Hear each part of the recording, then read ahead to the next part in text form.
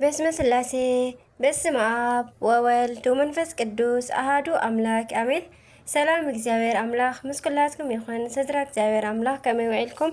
ኣነ እግዚአብሔር ይመስገን። ክብሪ ይስፋሕ መድሃኒ ዓለም ኣቦይ ከምቲ ኣነ ጽቡቕ ዝውዓልክዎ ድማ ጽቡቕ ውዒልኩም ክትኮኑ ናይ ኩሉ ግዜ ተስፋይን ትምኒተይን እዩ። ኣሜን። ስንክሳር ዘወርሃ ሰኔ ዕለት 7 ኣጋእዝቲ ዓለም ስላሴ ወርሓዊ በዓሎም እዩ። ምሕረትን ቸርነትን ኣምላኽነትን ሰለስትነትን ሓድነትን ናይ ኣጋእዝቲ ዓለም ስላሴ ፈጠርትና ምስ ኩላትና ይኹን ኣሜን። ስንክሳር ድሰምዕ ዘንብብ ፍቕሪ ጎይታ ኣብ ልቡ ይዕንብብ። ሓለዋን ጸሎትን ተረዳእነትን ናይ ቅዱሳን ድማ ይረክብ። ዝክረ ጻድቅ ለዓለም ይህሉ ዝኽሪ ናይ ጻድቕ ንዓለም እዩ ዝነብር። ካብ ኩሉ ክፉእ ዘበለ ክትድሕኑ ንቅዱሳን ጻድቃን ተማሕፀኑ ኣሜን። በስመ አብ ወወልድ ወመንፈስ ቅዱስ አሃዱ አምላክ ኣሜን። ወላዲት አምላክ ቅድስት ኪዳነ ምሕረት ኣደይ ልሳነ አንደበት ኩነኒ። ሰነ 7 ስንክሳር ቅዱስ ያዕቆብ ዘስሩግ እንኳዕ ናብ ዓብይ ቅዱስ ያዕቆብ ዘስሩግ ዓመታዊ ናይ ዕረፍቲ በዓል ብሰላም ኣብፅሐኩም ኣብፅሐና። ቅዱስ ዮሃንስ ዘስሩግ ኣብ ናይ ቤተ ክርስቲያን ታሪክ ብድርስነቶም ብወንጌል ኣገልግሎቶምን ቅድስናኦምን ካብ ዝተመስከረሎም ዓበይቲ ሊቃውንቲ ሓደ ቅዱስ ያዕቆብ ዘስሩግ እዩ። እዚ ሊቅ ዝተወልደ መጋቢት ዕለት 27 ኣብ 433 ዓመተ ምህረት ክኸውን ከሎ ሃገሩ ድማ ሶርያ ነበረ። ወለዱ ክርስቲያን ከምኡውን ኣቦኡ ሊቀ ካህናት ነበረ። ቅዱስ ያዕቆብ ገና ካብ ንእስነቱ ጀሚሩ ጸጋ እግዚአብሔር ዝጸውዖ እዩ እሞ ብብዙሕ ነገሩ ድማ ዝተፈለየ ነበረ ይቕረታ። ሓደ መዓልቲ ኣብ ዕለተ ሰንበት ገና ኣብ 3 ዓመቱ ኣዲኡ ሓቂፋ ናብ ቤተ መቕደስ ወሰደቶ። ምእመናን ቅዱስ ስጋኡን ክቡር ደሙን ክቕበሉ ከለው ህፃን ያዕቆብ ድማ ምእንቲ ክቆርብ ቀረበ። ሊቀ ጳጳስ ደሙ ብዕርፈ መስቀሉ ክቐብሎ ክብል መልአኽ መጺኡ ድማ በትጽዋዕ ጋተው በሎ ማለት ይኸውን። ናይ ጎይታ ደም ብምጽዋዕ ምስ ሰተየ ምስጢር ተገልጸሉ እሞ ኣንሰ እፈርህ ሰለስተ ነገራት የፍርሓኒ ክብል ድማ ኣስሚዑ ተዛረበ።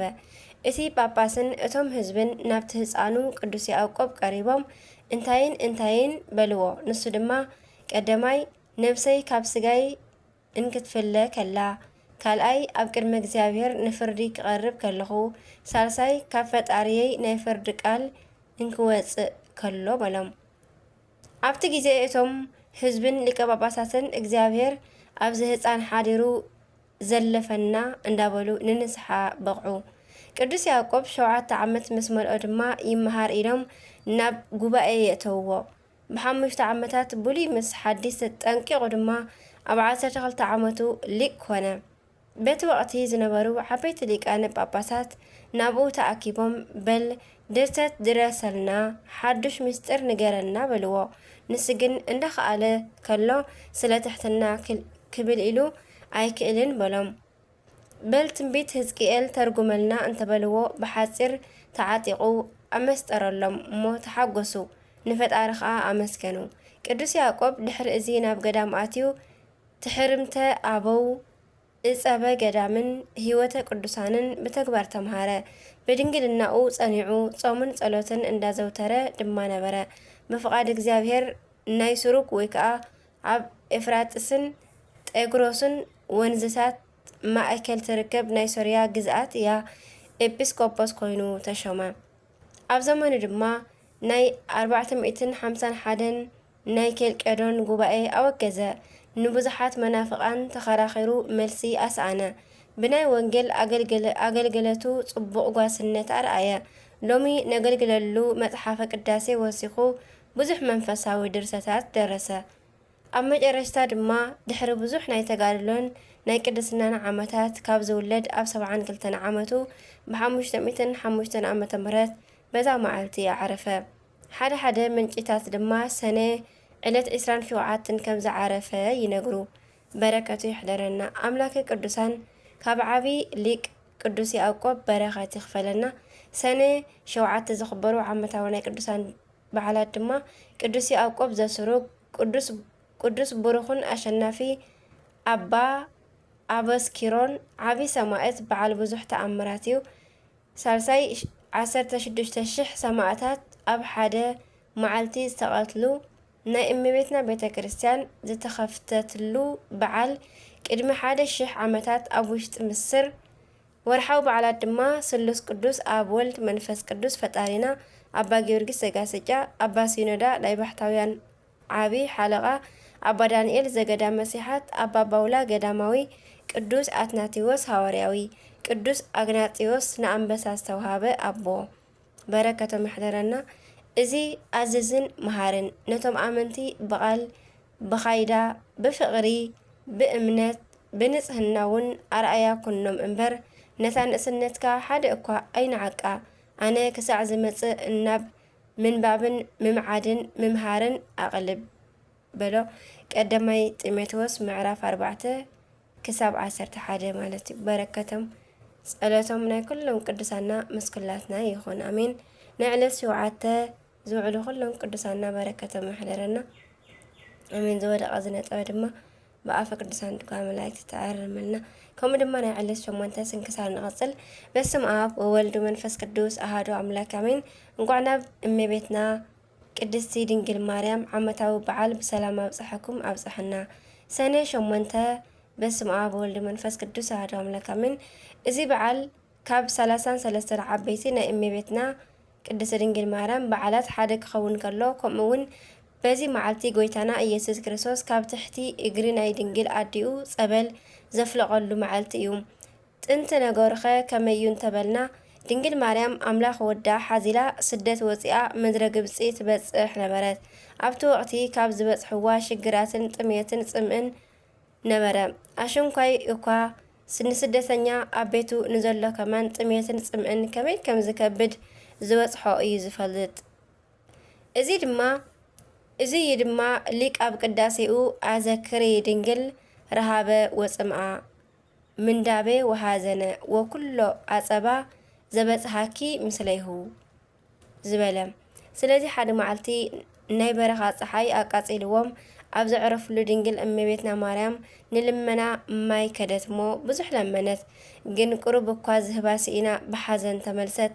ምስ ተመልሰት ድማ ናይ ወዳ ጫማ ሰረቕቲ ምስ ወሰድዎ መጸት እሞ ኣብቲ ግዜ ወዳ ሓቒፋ ማይ ከይረኸብኩልካ ጫማኻ ከዓ ኣስሪቐልካ ኢላ ኣምሪራ በከየት ወትቤ ማርያም ማእነቅ እምሰብኣ ሃገር ኣልቦ ዘይኣምራ ለጽድቅ ሰኣልክዎሙ ማየ ይውሃቡኒ በህቅ ወኣህጐልኩ ለወልድየ ኣሳእኖ ዘወርቅ ከም ዝበለ ደራሲ።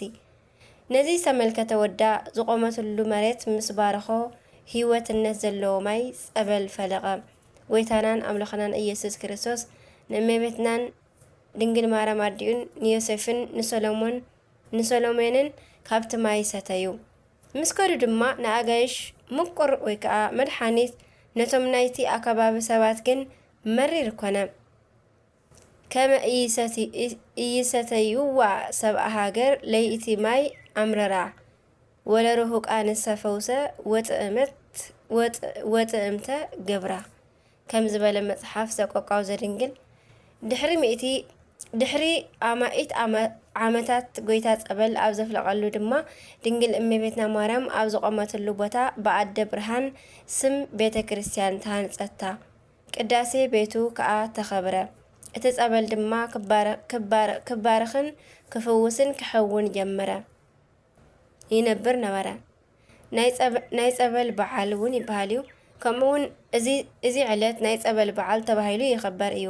ቅድስቲ ቤተ ክርስቲያን ስለ ጸበል ፈዋስነት ኩሉ ግዜ እኳ እንተመሃረት በዚ መዓልቲ ግን ፍሉይ ትኹረት ትገብረሉ እያ። እግዚአብሔር ብምኽንያትን ብዘይ ምኽንያትን ምፍዋስ ይኽእል እዩ። ብዘይ ምኽንያት ብቓሉን ብናይ ፈተውቱ ቃልን ሓዲሩ ድሓን ይብል ወይ ድማ ብምኽንያት ወይ ከዓ ብእምነት ብጸበል ቅዱስ ቃሉ ብምስማዕ ብመስቀሉን ብመጻሕፍቲ ብምብራኽን ብምድህሳስን ብናይ ቅዱሳን ኣካል ብልብሶም ብበትሮም ብጽላለቶም ብዓጽሞም ብወዘተ ይፍውስ እዩ። ንሱ እግዚአብሔር እዩ እሞ ብዝፈተዎን ብዝመረጾን ኣብ ዝመረጾን ሓዲሩ የድሕን እዩ ይፍውስ ድማ። ካልኣይ ነገሥት ምዕራፍ 5 ፍቕዲ 10 ሃዋርያት ድማ ካብ ምዕራፍ 3 ፍቕዲ 6 ምዕራፍ 5 ፍቕዲ 15 ፍቕዲ 19 ምዕራፍ 19 ፍቕዲ 11 ንረኽቦ ማለት እዩ። ሎሚ ግን ናይ ጸበል ፈዋስነት ብጉልሒ ይንገር ድማ ዮሃንስ ምዕራፍ 5 ካብ 1 ምዕራፍ 5 ፍቕዲ 1 ምዕራፍ 9 ፍቕዲ 7 ይንበብ ማለት እዩ። አምላክ ቅዱሳን ካብ ደዌን ስጋን ደዌ ነፍስን ብምሕረቱ ይሰውረና። ካብ ድንግል አዴና ቅድስት ድንግል ማርያም አዴና ድማ እውን በረኸት የሳትፈና አሜን። ሰኔ 8 ዝኽበሩ ዓመታዊ ናይ ቅዱሳን በዓላት ድማ ቅድስት ድንግል ማርያም አዴና ቅዳሴ ቤታ፣ ናይ ቅዱስ ማይ ጸበል ዝክር፣ ቅድስት ትምዳ አዴና፣ ቅዱስ አውሎጊስ፣ አባ አትካሮን። ወርሓዊ በዓላት ድማ ቅዱስ ሙሴ ሊቀ ነቢያት፣ ኪሩቤል አርባዕቱ እንስሳ፣ አባ ቦሶይ ወይ ከዓ ቡሸይ፣ አቡነ ኪሮስ፣ አባ ሳሙኤል ዘደብረ ቀልሞን፣ ቅዱስ ማትያስ ሐዋርያ ካብ 12 ሐዋርያት። ሕግታትካ ኦ እግዚአብሔር ኣዝዩ ዘለዓለማዊ እዩ እሞ ቤት መቕደስካ ከዓ ንዘለዓለም ቅዱስ እዩ። መዝሙር ዘዳዊት መዝሙር 93 ፍቕዲ 5 ንረኽቦም አሜን። በረከት ናይ ቅዱሳን ኩሎም ናይ ዕለት 8 ዝውዕሉ በረከቶም መስኩላትና ይኹን አሜን። ከምኡ ድማ ናይ ዕለት 7 ስንክሳር ንቐጽል። በስመ አብ ወወልድ ወመንፈስ ቅዱስ አሐዱ አምላክ አሜን። ነቢይ ቅዱስ ሳሙኤል ዓመታዊ ክብረ በዓል እዩ። ሰኔት 9 እስራኤል ካብ ግብፂ ባርነት ወፂኦም ንከነአን ካብ ዝወረስዋ ዘመን ጀሚሮም መሳፍንትን ካህናትን የመሓደርዋ ነበሩ። እንሆ ድማ ክህነት ምስፍና ተሰማሚዑሉ ኤሊ ዝተባሃለ ሊቀ ካህናትን ደቁ አፍኒንን ፊንሃስን ከመሓደሩ ጀመሩ። ኣብቲ ዘመን ድማ ማህፀና ተዓፂዋ ዘወትር ትበኪ ሃና ዝብልዋ ሕያወይቲ ሰበይቲ ነበረት። እግዚአብሔር ናታ ጸሎትን ናይ ሊቀ ካህናትን ምርቃን ስለ ዝሰምዐ ቅዱስ ቆልዓ ሃባ እሞ ሳሙኤል ድማ በለቶ ልመናይ አምላኽ ሰምዓኒ ማለት እዩ። ሳሙኤል ማለት ድማ አዴና ሃና መብፅዓ ምእንቲ ክትፍጽም ንሳሙኤል ኣብ 3 ዓመቱ ንቤተ ክርስቲያን ሃበቶ። እንሆ ድማ ኣብኡ ስብሃት ናይ እግዚአብሔር እንዳሰምዐ ነቲ ማዕጠንቲ እንዳሸተተ ካብ ደብተራ ኦሪት ከይተፈለየ ብሞጎስ ዓበየ። ደቂ ኤሊ አፍኒንን ፊንሃስን ግን ኣብ ልዕሊ በደል ኣብዝሑ። እቲ ወቅቲ ነዚ ዘመን ዝመስል ነበረ እሞ ኩሎም ሰባት ኩፋኣት ብምዃኖም እግዚአብሔር ርሒቕዎም ስለ ዝነበረ ትንቢትን ራእይን ብዙሕ ኣይነበረን። አምላኽ ስለ ዝተቆጥዐ ንነቢ ሳሙኤል ኣብ ለይቲ 3 ግዜ ፀውዖ። እዚ ቅዱስ ነቢ ድማ ተዓጢቑ ናይ ፈጣሪየይ ቃል ሰምዐ። በዚ ዝተለዓለ ድማ ታቦተ ጽዮን ንመጀመርታ ግዜ ብኣህዛብ ተማረኸት እሞ ልዕሊ 34,000 ህዝቢ ብኤሎፍላውያን ተወድኡ። አፍኒንን ፊንሓስን ድማ ተቐትሉ። ኤሊ እውን ወዲቑ ሞተ። ድሕሪዚ መዓልቲ ቅዱስ ሳሙኤል ኣብ ልዕሊ እስራኤል ነቢይን መስፍንን ኮይኑ ተሾመ። ኣብቲ ዘመን ብምልኡ ከም ዝግባእ እንዳነበረ ናይ እግዚአብሔር ንእስራኤል ናይ እስራኤል ንእግዚአብሔር እንዳብፅሐ ነበረ። እቶም ህዝቢ ንጉስ ኣብ ዝደለዩ ግዜ ንሳኦል ቀቢኡ አንገሰሎም እሞ ንሱ ሳኦል ከም ሕጉ ስለ ዘይከደ ንፈጣሪ ንዓቆ። ቅዱስ ነቢይ ሳሙኤል ግን ሕያዋይ ኣቦ ስለ ዝኾነ ንኽፍኣተኛ ንሳኦል ምስ ጎይታ ምእንቲ ከተዓርቆ ብዙሕ ደኸመ፣ ከምኡ በኸየ። እግዚአብሔር ግን ንሳሙኤል ኣይትሕዘን፣ ከም ልበይ ዝኾነ ፍቓደይ ዝፍጽም ንዳዊት ረኺበዮ ኣለኹሞ ንዕኡ ኣብ ልዕሊ እስራኤል አንገሶ በሎ። ቅዱስ ነቢ ሳሙኤል ድማ ናብ ቤተልሔም ከይዱ ካብ ደቂ እሰይ መሪፁ ንልበ አምላኽ ዳዊት ቀቢኡ አንገሶ። ቅዱስ ነቢ ሳሙኤል ኣብ ዝተረፈ ዘመኑ ንፈጣሪኡ እንዳተገዝአ ነበረ። ካብ ቅዱስ ሳሙኤል ነቢ ዘወትር ካብ ኢዱ ናይ ሽቶ ሙዳይን ናይ ቅብኣት ዕቃ ቀንድ ኣይፍለይን ነበረ። እዚ ድማ ናይ ድንግል ማርያም ምሳሌታት እዮም እሞ ኣብ ባህርያቆስ ሙዳየ እፍረት ወቀርነ ቅብኣ ዘሳሙኤል ኢሉ ኣመስኪንዋ እዩ።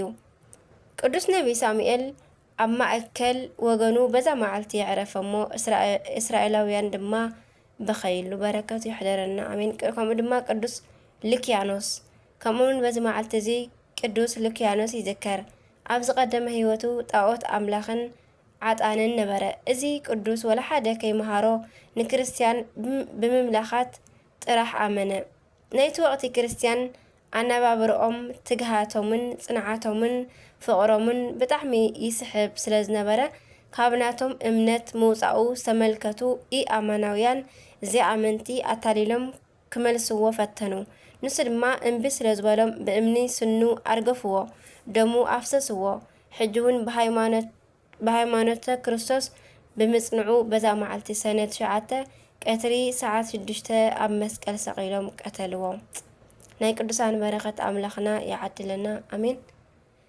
علت شعاته سنة زخبرو عمتاو ناي قدسان بعلات دما نبي ساموئيل قدوس لكيانوس سماعت قدوس يوحنس ورحاو بعلات دما أبا برسما سورياوي نناي سوريا منكوسات أبونا استنفاس كريستوس إثيوبياوي 318 قدوسان ليقاونت روتانا ሃይማኖት ዘንቅያ ናይ ብሔረ ብፁዓን ጻድቃን አባ መልከ ጸድቅ ዘሚዳ ኢትዮጵያዊ ቅዱስ ዞሲማስ ጻድቅ ዓለመ ብፁዓን ዝረአየ አቦ አቡነ ብፁዕ አምላክ እንታይ ሞ ኩብለኩም ብዛዕባ እኒ ጌዴዎን እኒ ባረቅ እኒ ሶምሶን እኒ የፍታሄ እኒ ዳዊት እኒ ሳሙኤል ከምኡውን ብዛዕባ ነቢያት ከየዘንትወልኩም ጊዜ የብለይን ንሳቶም በእምነት መንግስታት ሰዓሩ በቅንዕና መርሑ ነቲ እግዚአብሔር አተስፊዎም ዝነበረ ረኸቡ አፍ አናብስትን ዓፀው